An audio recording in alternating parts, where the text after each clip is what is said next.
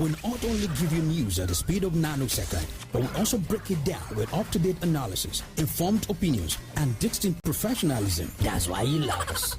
Adaba 88.9 FM, your go-to station. The time is 3 o'clock.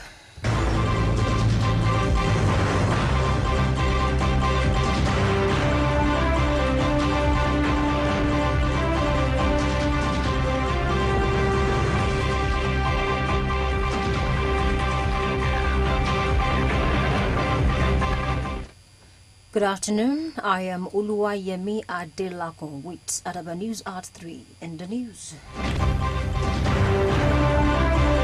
Pope Francis opens Catholic Holy Year today. NLC calls for further fuel price reduction. Dele Farotimi regains freedom. This is the news. Now the news and details. Pope Francis is set to open the Holy Year of the Catholic Church in St. Peter's Basilica this evening. The 88-year-old pontiff in a solemn ceremony on Christmas Eve will open the Holy Door, which is otherwise walled off from the inside and pass through it. The Catholic Church normally celebrates the Holy Year, also known as the Jubilee Year, every 25 years. The Catholics ask that believers can gain forgiveness of their sins through prayer and penance during a holy year. This also includes a pilgrimage to Rome and passing through holy doors in the eternal city. President Bola Tinubu says he had no regret removing the fuel subsidy, saying it had become necessary. Tinubu said removing petrol subsidy was in a bid to save generations to come, noting that the country was already spending its future while giving freebies to neighboring countries. Eating over 9.1 trillion naira in the first half of 2024, coming from a place where our country spent 97% of all our revenue on debt service. We have been able to reduce that to 68% in the last 13 months. He also noted calls for the phased removal of subsidies, saying the nation was headed for financial disaster. He said what was imperative was for Nigerians to manage within available resources and shun unnecessary expenses. President Bola Tinubu has said there is no going back on the tax reforms bill. Tinubu stated this during a media chat in Lagos on Monday, said the tax reforms were necessitated by the need to eliminate colonial-based assumptions in the nation's tax environment.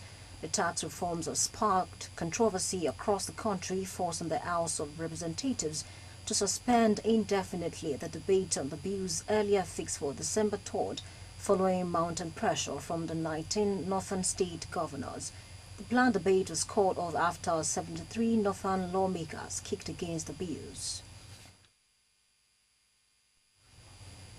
The Nigeria Labour Congress and civil society organizations have called for further reduction in the pump price of petrol, stressing that the recent drop in price to 935 naira per litre is not satisfactory. Dangote Petroleum Refinery, in partnership with MRS, recently announced a reduction in petrol price to 935 naira per litre. Before the announcement, the commodity sold for over 1,030 naira per litre in Lagos and environs, while it costs more than 1,060 naira per litre in Abuja and northern states. Recall that on Sunday, the Independent Petroleum Marketers Association of Nigeria said petrol was going to sell at 935 naira per litre, beginning from Monday, based on the latest arrangement with the Dangote Petroleum Refinery.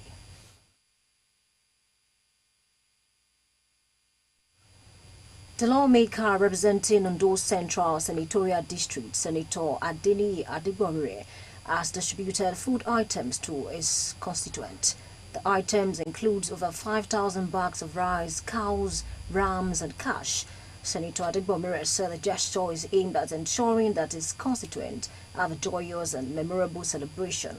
Religious organizations, traditional institutions, groups, and other stakeholders are beneficiaries of the initiative.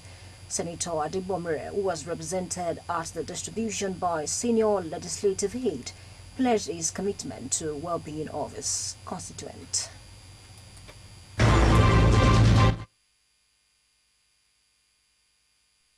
They are kings. Farmers feed the nation.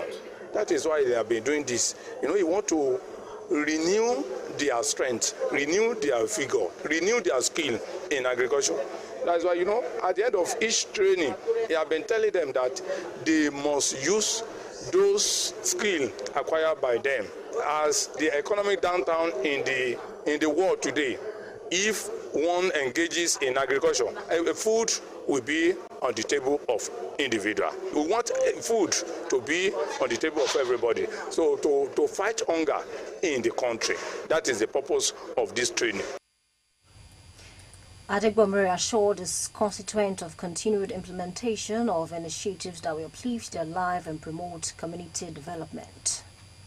It's also ensure that the youths and the women are being empowered in the Central Senatorial District. It's even ensuring that farmers cutting across the 6 local governments in the Central Senatorial District is being trained on the agro and allied products in which they can develop themselves. By and large, Senator Adibomire has been wonderful and has been doing what we expect from him to do in the Central Senatorial District, giving back to the society and performing his role as a Senator of the Federal Republic of Nigeria on the floor of the National Assembly.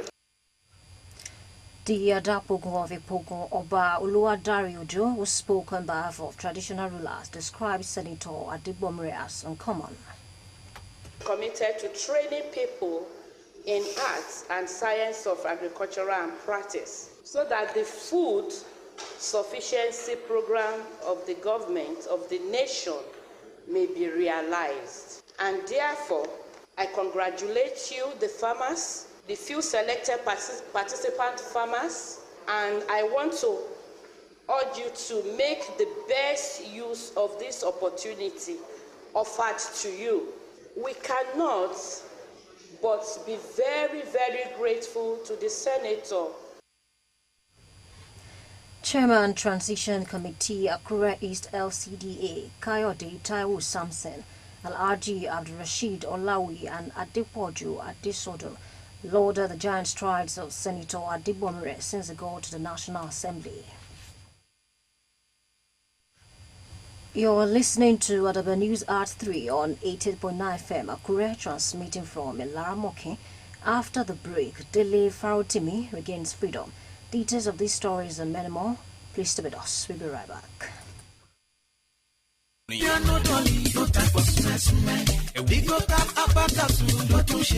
bẹ́ẹ̀ ni òkúrọ̀ olórin yìí ó ti dánwò ó ti dádámọ̀ ló jẹ́ kó máa fi kọrin wá jẹ́ kí n ròyìn ẹ̀ fáwọn tí kò tí ì dámọ̀. Vigo Capaba capsule tá a fi ìmọ̀ ìjìnlẹ̀ pa ewé àtẹ̀bò ilẹ̀ wa papọ̀ dódindi tó ti dìlú mọ́ká oògùn tó ń ṣiṣẹ́ fáwọn ọkùnrin tó ń rẹpẹtẹ lójú iṣẹ́ èwo ni ká gbé bọ́ọ̀lù dójú àwọn a má lè gbá wọlé bí ojúlówó ọkùnrin. Vigo Capaba capsule ọ̀nà àbáyọ ìpín kákáká ìbìtì kákáká ìbìtì tó gbójúgbóyà nìkan ló lè dátọ́ lẹ́nu ìgbín gbogbo ọkùnrin tó lo Vigo Capaba capsule nìkan ló lè ròyìn bó ṣe jogun mọ́lá nìkan ló lè ròyìn ogun ìjàyè gbogbo ọkùnrin tí ò fẹ́ gbóúnjẹ alẹ́ ìfẹ́ lòmíì jẹ́ ó yá ẹ lọ sí gbogbo ilé ìtajà oògùn tó jójúlówó chemist and pharmacy lágbègbè yín ilé-iṣẹ́ Ayoaba Health Limited ló fi ìmọ̀ ìjìnlẹ̀ pa ewé àti egbò ilẹ̀ wa papọ̀ fún àwọn ọkùnrin nìkan fún ẹ̀kúnrẹ́rẹ́ àlàyé ẹ pè sórí 003-860-6858 lẹ́ẹ̀kan sí 003-860-6858. Welcome you back. Thank you for joining us again. For news update and live streaming, visit our website www.adaba889.fm or download Adaba FM app on Google Play Store. You can be part of us on our social media platforms www.facebook.com/adabafm88.9 on Facebook, at Adaba889FM on Instagram and X, and Adaba FM TV on YouTube. You can provide us information via email newsroom@adaba889.fm. To the rest of the bulletin, the ruling All Progressives Congress and major opposition parties in the country have disagreed over the 27 billion naira voted by the federal government for the entitlement of former president, vice president, heads of state, chief of staff, retired heads of service and professors in the 2025 fiscal year. Beneficiaries of this allocation include former President Olusegun Obasanjo, Goodluck Jonathan and Muhammadu Buhari, alongside ex-Vice President Atiku Abubakar, Namadi Sambo and Professor Yemi Osinbajo. Others expected to benefit are ex-military heads of state, General Yakubu Gowon and General Abdusalami Abubakar, as well as former military President Ibrahim Babangida and retired Chief of General Staff Commodore Ebitu Ukwe. President Bola Tinubu presented the 2025 budget titled Budget of Restoration, Securing Peace, Rebuilding Prosperity to a joint session of the National Assembly on Wednesday. However, the opposition called for transparency regarding the allocation for the former president, insisting that Nigerians have a right to know the purpose of the funds. Embattled activist lawyer Dele Farotimi has regained his freedom after meeting his bail conditions. Disclosing these, activist politician Omoyele Sowore said Farotimi is returning to his home in Lagos. Posted on X, Sowore said the embattled activist lawyer was no longer at the prison yard in Ekiti State. A few days ago, a chief magistrate court in Ado-Ekiti had granted Farotimi 30 million bail. The lawyer was arrested earlier in the month for allegedly defaming Afe Babalola, a senior advocate of Nigeria and founder of Afe Babalola University at Ado-Ekiti, Abuad.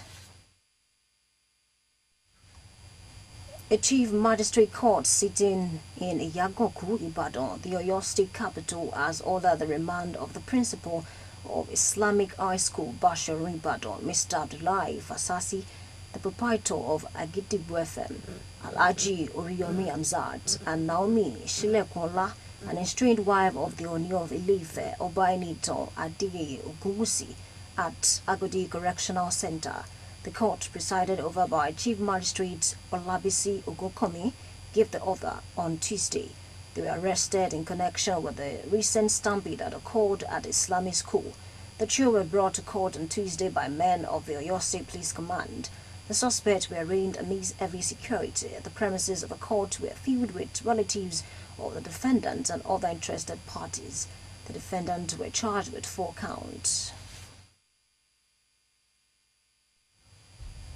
An Islamic group under the aegis of the Supreme Council for Sharia in Nigeria, the Oyo State chapter, has said plans to unveil a Sharia court in the state and its environs.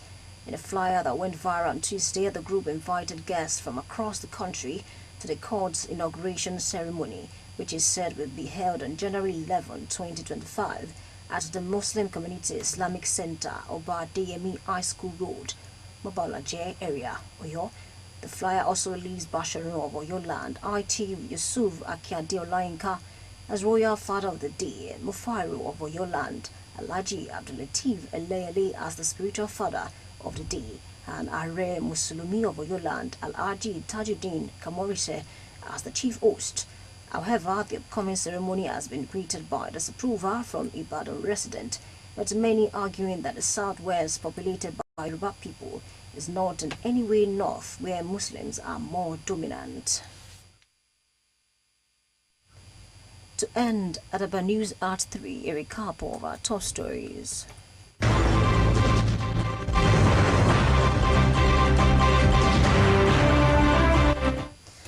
Pope Francis is set to open the Holy Year of the Catholic Church in St. Peter's Basilica this evening.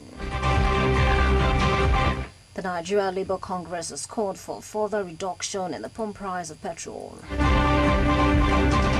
Activist lawyer Dele Farotimi has regained his freedom after meeting his bail conditions.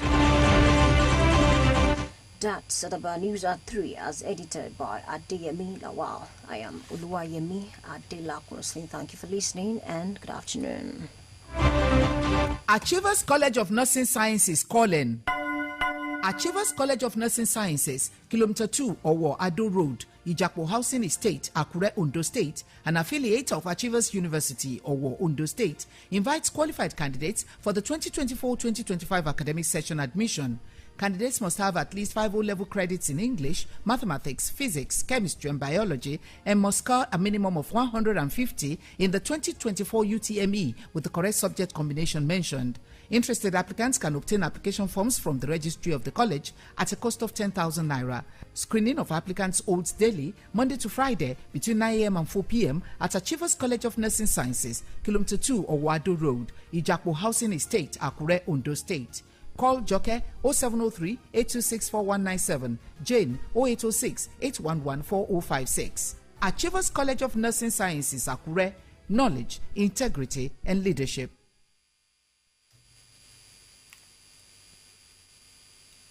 Mo kí yín ẹ káàsán àsìkò ìmúra ọdún àkójọpọ̀ ìròyìn la mú wá fún yín láti kànnì Adaba FM 88.9 Àkúrẹ́ ìlú Ìlaramọ̀kínláwà tá a ti ń gbóhùn sátẹ́gùn Ọ̀pẹ̀yẹmí jọ dànù níròyìn ṣáájú náà ẹgbẹ́ kókó tó wà nínú ìròyìn náà. Pope Francis ló jẹ́ pé ó ti síde ètò ìsìn fún ọdún tuntun báyìí lónìí nínú ìjọ Catholic. Ẹgbẹ́ àwọn òṣìṣẹ́ ló ti pè fún kí wọ́n túbọ̀ mú àdínkù débá owó epo pẹtiró nílẹ̀ Nàìjíríà. Délé Fárótìmí ló jẹ́ pé ó ti gba ìyọ̀ǹda báyìí.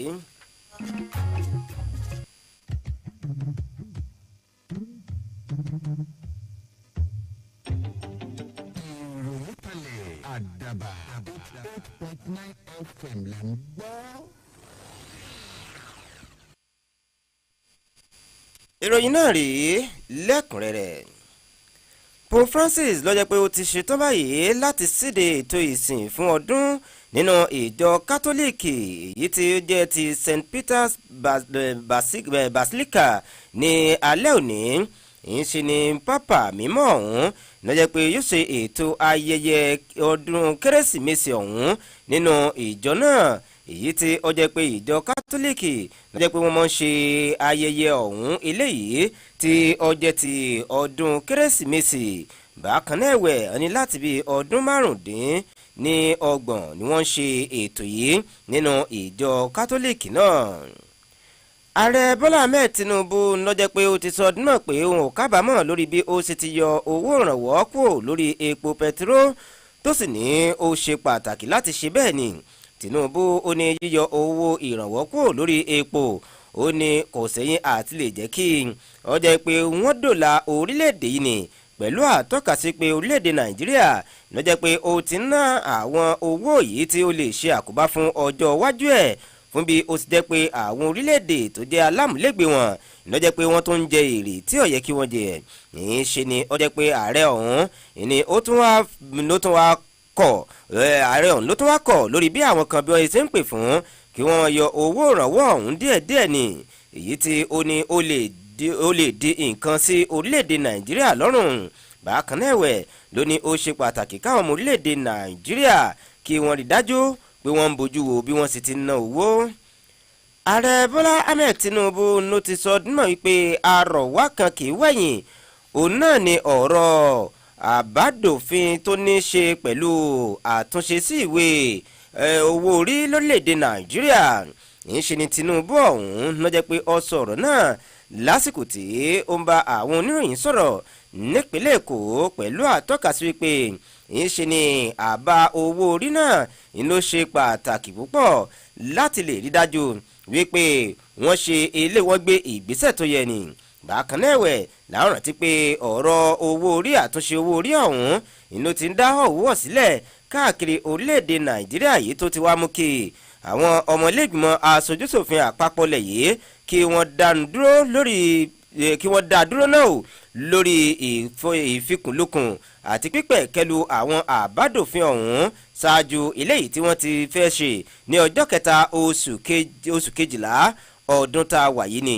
Gẹ́gẹ́ bí àwọn gómìnà ìpínlẹ̀ bíi 19 lápá àríwá orílẹ̀-èdè Nàìjíríà bó ti jẹ́ pé wọ́n takò ń ṣe ni ìfikùnlukùn lórí rẹ̀ òun ló jẹ́ pé wọ́n ti fagilé lẹ́yìn tí àwọn asòfin gan bíi mẹ́tàléní àádọ́rin tí wọ́n wá láti apá àríwá orílẹ̀-èdè nàìjíríà tó jẹ́ wípé wọ́n tako àbá náà.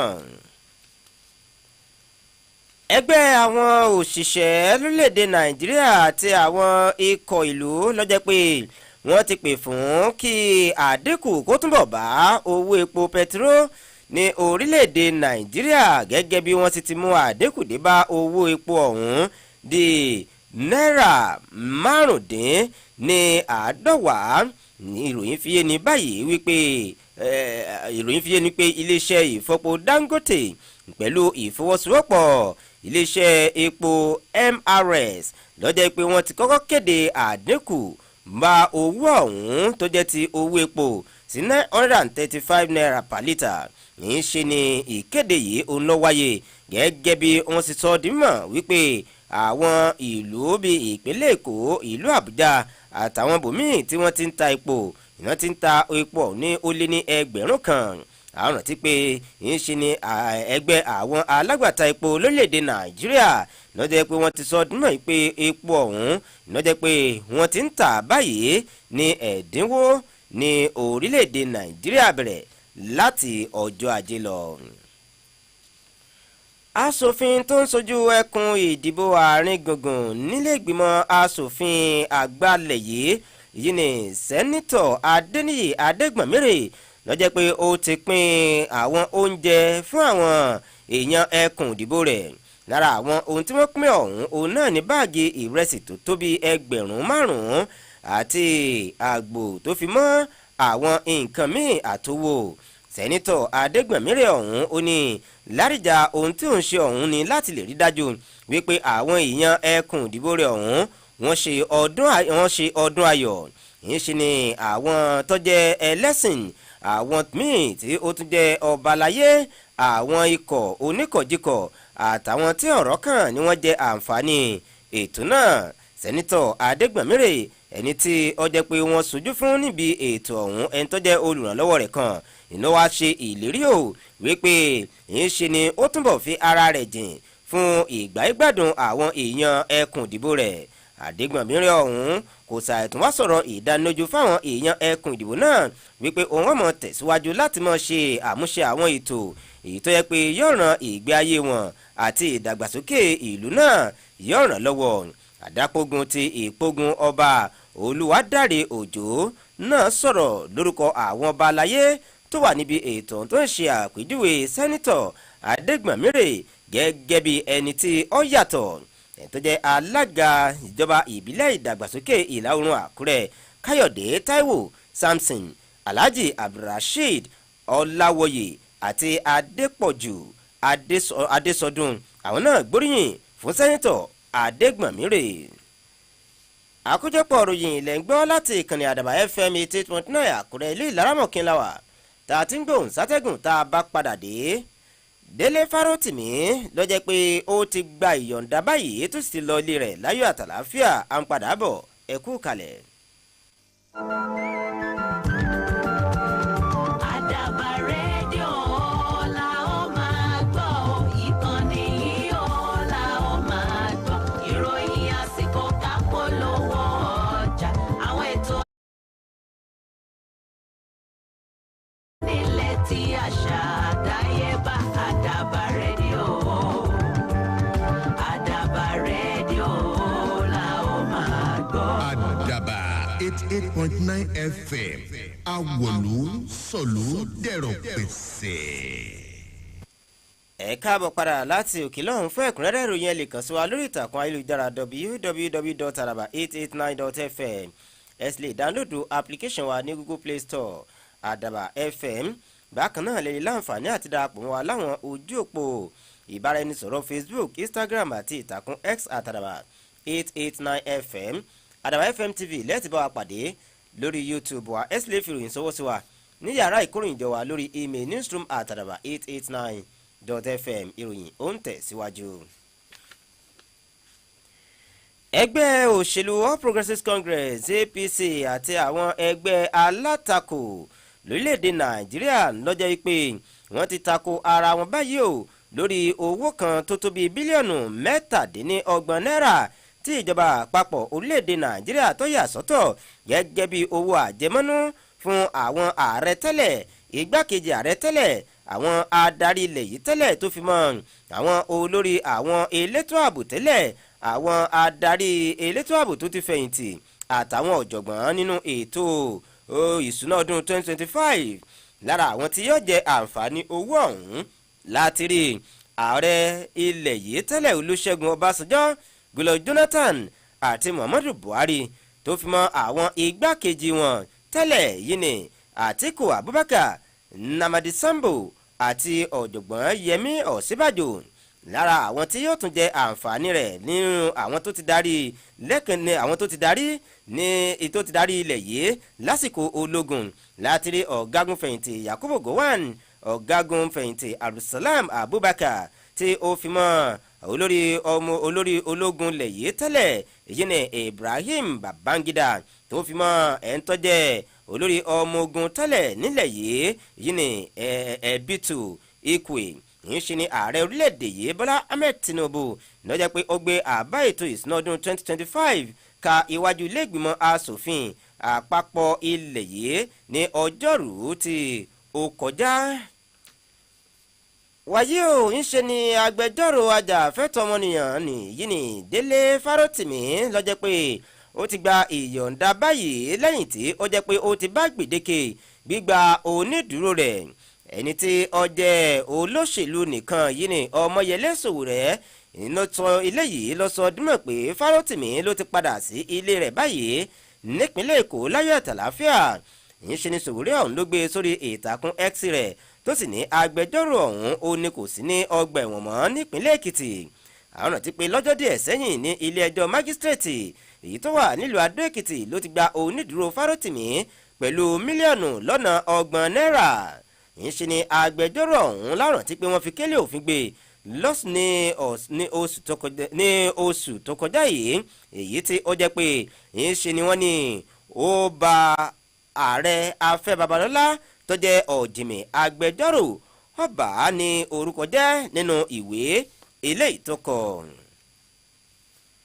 ilé-ẹjọ́ májísírèètì tó wà ní àgòkù ńlú ìbàdàn nípínlẹ̀ ọ̀yọ́ lọ́jọ́ pé ó ti pàṣẹ báyìí wípé kí ọ̀gá iléèwé islamic high school báṣọ̀run nílùú ìbàdàn èyí ni ọ̀gbẹ́ni abdullahi fasasi àti ẹni tó jẹ́ olùdásílẹ̀ iléeṣẹ́ ìgbóhùnsáfẹ́fẹ́ àgídìgbò fm alhaji oríyọmí hamsat tó fi mọ́ naomi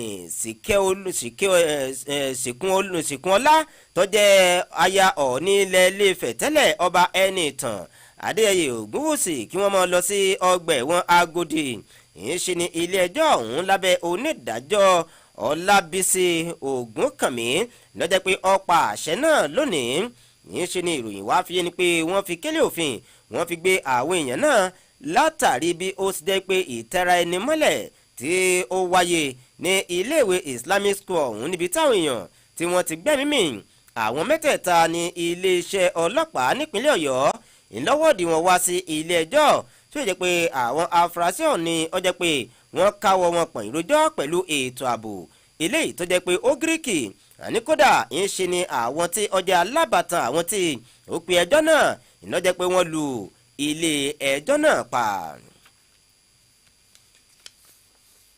tó ń jẹ́ ká tó parí àkójọpọ̀ ròyìn wa fún ti ọ̀sán tòní kókó amẹ́nubàrí lẹ́ẹ̀kan sí i.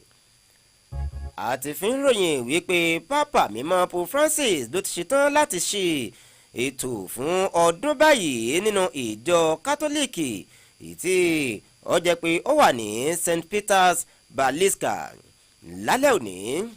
àtúnfin ròyìn wípé ẹgbẹ́ àwọn òṣìṣẹ́ lórílẹ̀‐èdè nàìjíríà inú ti pè fún kí àdínkù míì kó tún dé bá owó epo pẹtiró lórílẹ̀‐èdè nàìjíríà. àkùsà ìfínròyìn wípé agbẹjọ́rò ni tó jẹ́ ajàfẹ́tọ̀ọ́ ọmọnìyàn délé fárótìmí ló ti gba ìyọ̀ǹda báyìí lẹ́yìn tí ó ti bá gbèdéke gbígba onídùúró rẹ̀ tó ì ti lọ sí ilé rẹ̀ láyọ̀ àtàláfíà. ǹjẹ́ èyí ló pin àkójọpọ̀ ròyìn wa fún ti ọ̀sán tòní adéyẹmí làwà lólóòtú ròyìn ọ̀pẹ̀yẹmí jọ̀ọ́dánù wá sétìgbọ̀yìn ẹ̀kú kalẹ̀.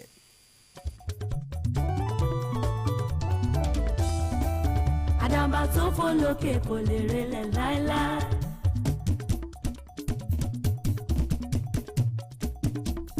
òkè la